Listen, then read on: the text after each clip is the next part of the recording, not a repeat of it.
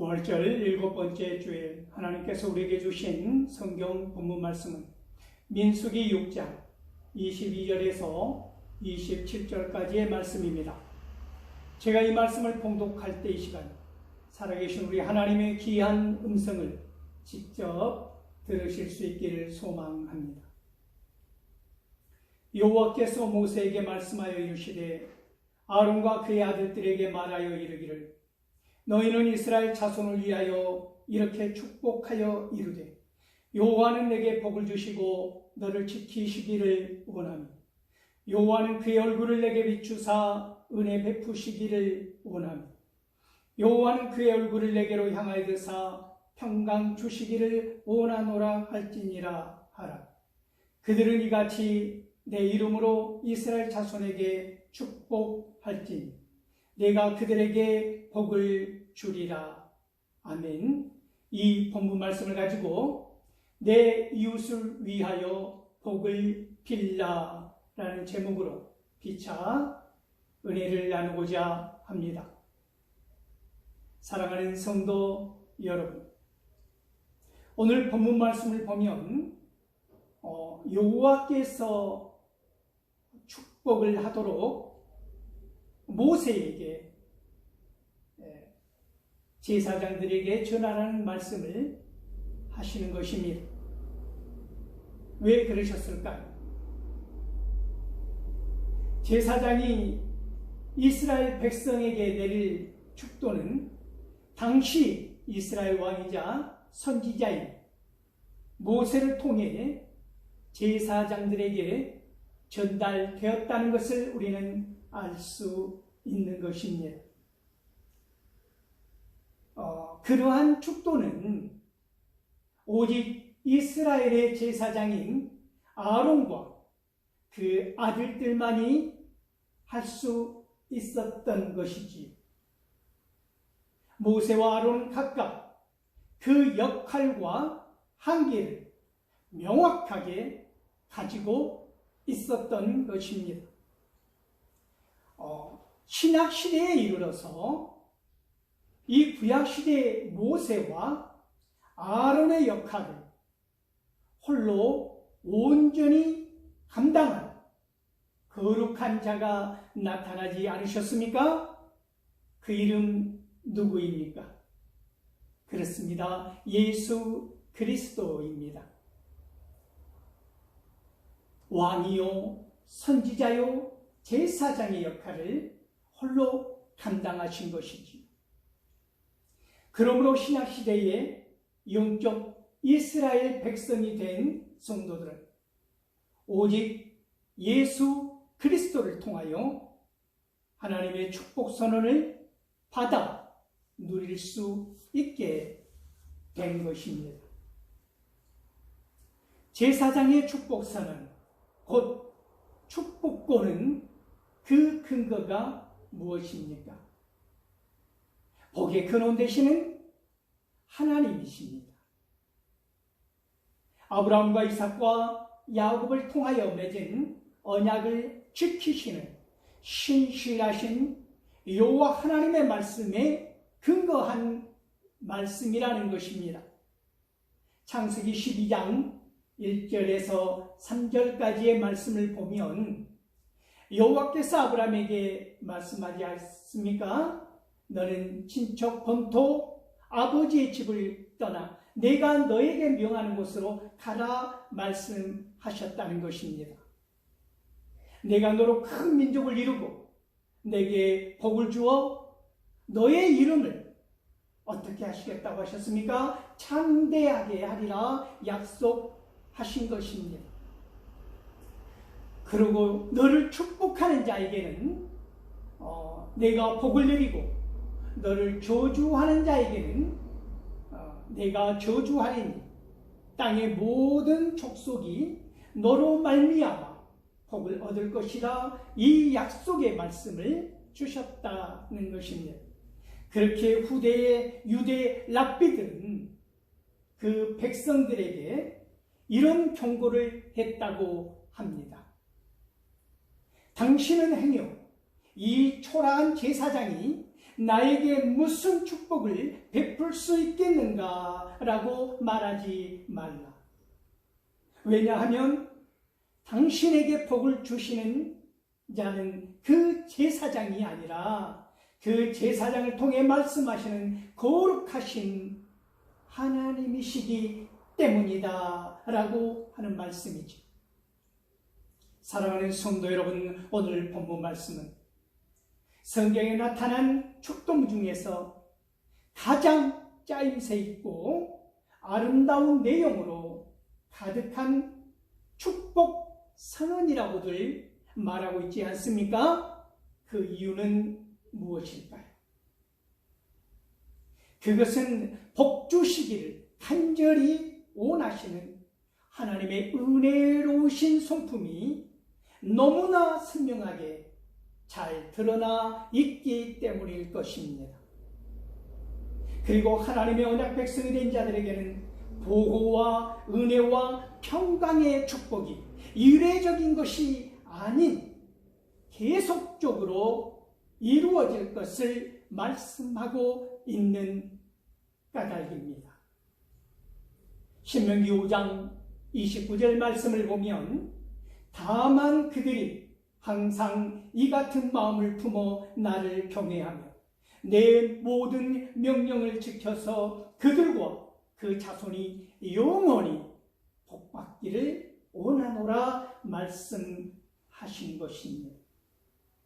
에레미야 32장 40절에서 41절 말씀을 보면 내가 그들에게 복을 주기 위하여 그들을 떠나지 아니하리라 하는 영원한 언약을 그들에게 세우고 나를 경외하며 그들의 마음에 두어 나를 떠나지 않게 하시겠다는 약속의 말씀이 있는 것입니다. 내가 기쁨으로 그들에게 복을 준다고 말씀하지 않으셨습니까? 나의 마음과 정성을 다하여서 그들을 이 땅에 심으리라 이 놀라운 약속의 말씀을 주시고 있는 것이지요. 히브리서 6장 14절 말씀을 보면 이르시되 내가 반드시 너에게 복주고 복주며 너를 번성하게 하고 번성하게 하리라 하셨더니 그가 이같이 오래 참아 약속을 받았다고 하는 사람, 이 사람 누구입니까? 그렇습니다. 아브라함에게 하신 하나님의 약속의 말씀인 것입니다.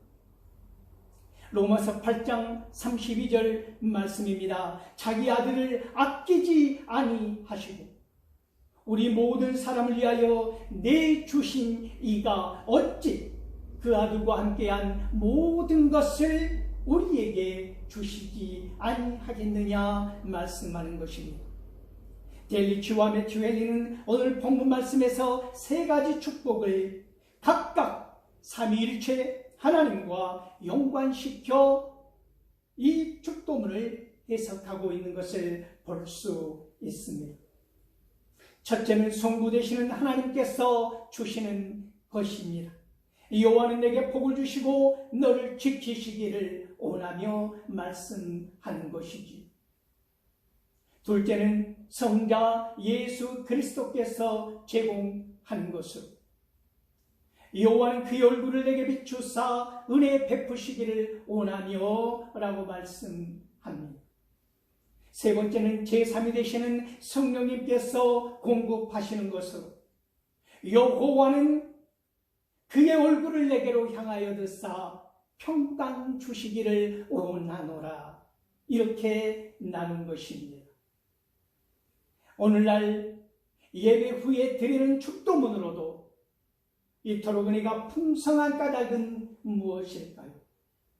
그것은 복 주시기를 원하시는 하나님 아버지의 마음, 보호하심과 은혜와 평강이 어우러져 너무나 선명하게 아버지의 마음이 잘 드러나 있기 때문입니다.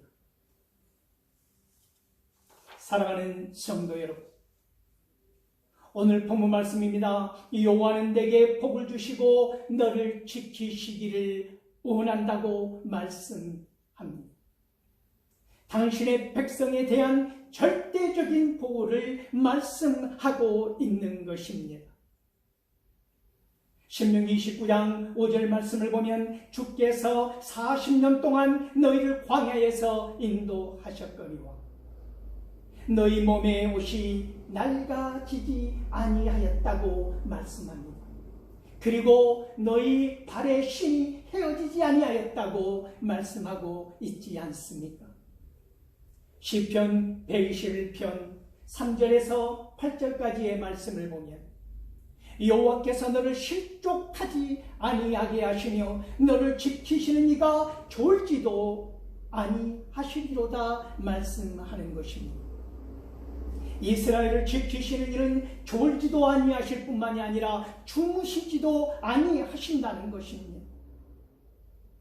여호와는 너를 지키시는 이시라 찬양하는 것이지.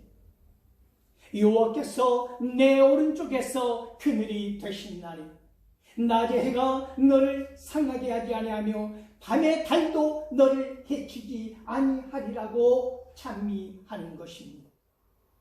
여호와께서 너를 지켜 모든 환난을 면하게 하시며 또 내 영혼을 지키시리로다 찬양하고 있다는 것입니다. 하나님은 선택하시고 부르신 하나님의 백성들을 지키시며 그 필요를 따라 아낌없이 풍성한 영육간의 복을 베푸시기를 원한다고 하는 사실을 기억하실 수 있기를 소망합니다. 여호와는 그의 얼굴을 내게 비추사 은혜 베푸시기를 원하며 말씀합니다. 은혜를 베푸시는 하나님이시라는 것입니다. 다니엘서 9장 17절 말씀을 보면 그러하온즉 우리 하나님이여 지금 주의 종의 기도와 간구를 들으시고 주를 위하여 주의 얼굴빛을 주의 황폐한 성소에 비춰 주시옵소서 간구하고 있지 않습니까? 시편 67편 1절 말씀을 보면 하나님은 우리에게 은혜를 베푸사 복을 주시고 그의 얼굴빛을 우리에게 비추사 찬양하는 것입니다. 여호와의 얼굴이라는 표현은 하나님의 성품과 전 인격을 상징하는 신인 동형 동성론적인 표현인 것입니다. 하나님께서 그 얼굴을 가리우거나 감추거나 한다는 것은 인간의 절망과 죽음을 의미하는 것입니다. 그러나 하나님의 얼굴이 개인이나 혹은 공동체를 향하여 돌려진다고 하는 것은 거기에 생명과 구원의 눈부신 빛이 비치는 것을 의미하는 것입니다. 하나님의 얼굴 방향은 곧 인간 생존의 판단이 되는 것이지. 인생의 캄캄한 광야길에서 만난 촛불 한 자루의 밝음, 이 또한 얼마나 크고 밝게 비춰오던가요. 그러나 하나님은 촛불이 아니라 영광의 태양으로 지치고 상한 우리의 영혼을 비추시겠다고 말씀하시는 것입니다. 허겁을 반 눈 쌓인 길을 밤에 어린 소년이 늦게 각 학교의 대항으로 뽑혀나간 대표자로 만들기, 그때는 공작이라고 하는데 만들기 대회를 나가는 그 시간, 밤늦게까지 연습하느라 거의 밤 10시, 11시가 되었어요.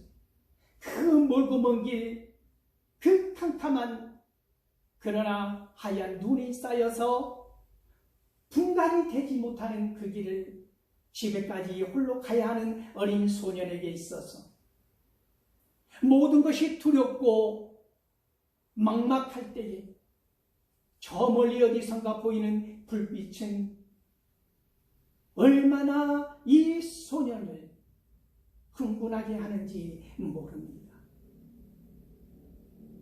그 불빛을 향하여, 흔들리는 그 불빛을 향하여 달리기 시작합니다. 때로는 눈길에 쌓인 웅덩이에 빠져서 허우적거리고 길이 보이지 않는 걸 강박적으로 찾아갈 때 귓가에 들리는 음성이, 익숙한 음성이 들리는 것입니다. 태호야, 태호야. 목이 메어서 대답을 할 수 없는 그 아버지 음성이 지금도 그립고 생각나는데, 그 불빛보다도 더 밝은 아버지라는 존재가 그 어둠의 길에서 혹시라도 넘어질까 다칠까 찾아오시는 나의 아버지를, 우리 주님은 그렇게 우리를 기다리고 지키시고 돌보시고 인도하셨다고 하는 사실을 기억할 수 있기를 소망합니다. 왜 이토록 하나님은 타락한 인간에게 관심을 가지시는 것일까요? 하나님께서는 은혜를 베푸시고자 하시기 때문입니다. 죄로 말미암아 죽을 수밖에 없는 인간에게 조건 없이 베푸시는 하나님의 한량없는 사랑과 긍휼과 자비, 그것이 하나님의 은혜인 것입니다. 여호와는 그 얼굴을 내게로 향하여서 평강 주시기를 원하노라 할지니라 하라고 본문은 말씀합니다. 평강을 제공하시는 하나님이십니다. 이사야 57장 19절 말씀을 보면 입술의 열매를 창조하는 자 여호와가 말하노라. 먼 데 있는 자에게든지 가까운 데 있는 자에게든지 평강이 있을지어다. 내가 그를 고치리라 하셨느니라 약속의 말씀을 주십니다. 시편 4편 6절 말씀을 보면 여러 사람의 말이 우리에게 선을 보일 자 누구뇨 하오니 여호와여 주의 얼굴을 들어 우리에게 비춰 주소서 간구하고 있는 것입니다. 여기에서 평강, 샬롬은 단순히 전쟁과 불화가 없는 상태, 소극적인 평화가 아니라 기쁨과 생명의 활력이 넘치는 역동적이고 적극적인 평화를 의미한다고 하는 것입니다. 로마서 8장 32절 말씀을 보면 그런즉 이 일에 대하여 우리가 무슨 말을 하리요? 만일 하나님이 우리를 위하시면 누가 우리를 대적하리요? 그 얼굴을 우리에게로 향하여 드시며 이토록 담대한 고백과 선포를 할 수 있는 것입니다. 더 나아가 이 세상 넉넉하게 이기고 남는다고 하는 사실을 믿으실 수 있기를 소망합니다. 이사야 55장 12절 말씀을 보면 너희는 기쁨으로 나아가며 평안히 인도함을 받을 것이요 산들과 언덕들이 너희 앞에서 노래를 바라고 들의 모든 나무가 손뼉을 칠 것이며 라고 말씀합니다. 우리는 기뻐 춤을 추게 될 것입니다. 하나님께서는 평안을 선포하심으로 그치지 않으시고 평화의 실체이신 예수 그리스도를 이 땅에 보내셔서 죄와 불의를 멸하시고 그를 믿는 모든 성도들에게 참 평강을 주신 것입니다. 이사야 53장 5절 말씀을 보면 그가 찔림은 우리의 허물 때문이요 그가 상함은 우리의 죄악 때문이요 그가 징계를 받음으로 우리는 평화를 누리고 그가 채찍에 맞음으로 우리는 남을 받았도다 라고 말씀하고 있는 것입니다. 사도행전 10장 36절 말씀입니다. 만유의 주 되신 예수 그리스도로 말미암아 화평의 복음을 전하사 이스라엘 자손들에게 보내신 말씀이라고 하지 않았습니까? 골로새서 1장 20절 말씀을 보면 그의 십자가의 피로 화평을 이루사 만물 곧 땅에 있는 것들이나 하늘에 있는 것들이 그로 말미암아 자기와 화목하게 되기를 기뻐하심이라 말씀하고 있습니다. 오늘 본문 말씀 마지막 절입니다. 그들은 이같이 내 이름으로 이스라엘 자손에게 축복할지 내가 그들에게 복을 주리라 약속의 말씀을 하신 것입니다. 시편 16편 2절 말씀을 보면 내가 여호와께 아뢰되 주는 나의 주님이시오니 주 밖에는 나의 복이 없다 하였나이다 찬미하고 있는 것입니다. 신명기 28장 10절 말씀을 보면 땅의 모든 백성이 여호와의 이름이 너를 위하여 불리는 것을 보고 너를 두려워하리라 말씀하고 있지 않습니까? 역대하 7장 14절 말씀을 보아도 내 이름으로 일컫는 내 백성이 그들의 악한 길에서 떠나 스스로 낮추고 기도하여 내 얼굴을 찾으면 내가 하늘에서 듣고 그들의 죄를 사하고 그들의 땅을 고칠지라 약속의 말씀을 하고 계시는 것을 볼 수 있습니다. 내가 복을 주리라 말씀하십니다. 창세기에서부터 계시록에 이르기까지 하나님은 그 백성에게 복 주시기를 원하시는 분이심을 선언하시는 것입니다. 에베소서 2장 4절에서 5절까지의 말씀을 보면 긍휼이 풍성하신 하나님이 우리를 사랑하신 그 큰 사랑을 인하여 허물로 죽은 우리를 그리스도와 함께 살리셨다라고 말씀하고 있지 않습니까? 그리고 너희는 은혜로 구원을 받았다라고 말씀하고 있는 것입니다. 삶의 모든 정과정이 하나님의 은혜로 엮어진 것을 기억하실 수 있기를 소망합니다. 오늘 본문 말씀을 통하여 하나님께서 제사장들에게 선포하도록 하신 이 축복의 내용은 아버지와 아들과 성령을 통해 우리에게 전달되는 하나님의 놀라운 은혜라고 하는 사실을 믿으실 수 있기를 바랍니다. 그리고 오직 한 분 하나님만이 인간에게 참 복을 주시는 축복의 근본이심을 기억할 수 있기를 소망합니다.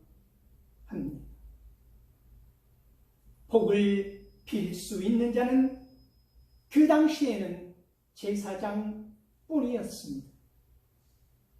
그러나 예수님의 대제사인 십자가 사건 이후부터는 모든 사람들이 주 예수 그리스도의 이름으로 서로를 위하여 복을 빌 수 있게 된 것입니다. 이 얼마나 놀라운 사랑과 가슴 벅찬 은혜입니까? 그러므로 우리에게는 이웃을 저주할 권리가 없는 것입니다. 오직 우리에게는 이웃을 축복해야만 하는 의무만 있을 뿐입니다.